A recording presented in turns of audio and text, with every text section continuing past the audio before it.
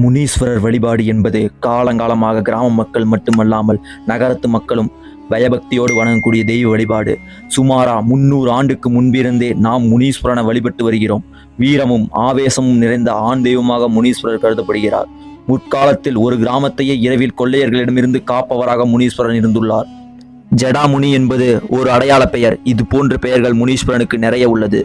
நாதமுனி, வேதமுனி, பூதமுனி, சக்திமுனி, மாயமுனி, மந்திரமுனி, பால்முனி, கருமுனி, சுடலைமுனி என்று பல்வேறு வகையான பெயர்களை கொண்டு முனீஸ்வரர் அழைக்கப்படுகிறார். ஜடாமுனி சிவனுடைய அம்சம் நிறைந்தவர்.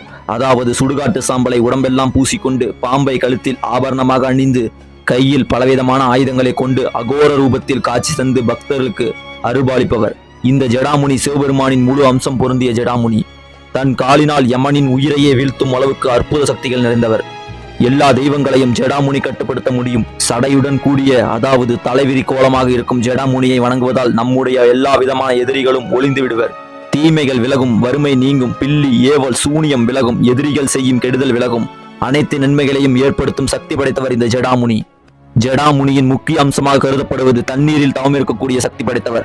மேலும் எப்போதும் தவக்கோலத்தில் இருப்பார். இப்படி இருக்கும் ஜடாமுனியை வழிபடுவதால் நமக்கு வேண்டிய பலன்களை உடனே கிடைக்கும் என்பது ஐதீகம். எப்படிப்பட்ட தீர்க்க முடியாத பிரச்சனையாக இருந்தாலும் ஜடாமுனியின் அருளை கொண்டு அனைத்து தீய சக்திகளையும் வீழ்த்து விடலாம். எந்த ஒரு தீய சக்தியும் அழித்து நல்வழிப்படுத்தக்கூடிய அருள் கொண்டவர் இந்த ஜடாமுனீஸ்வரர்.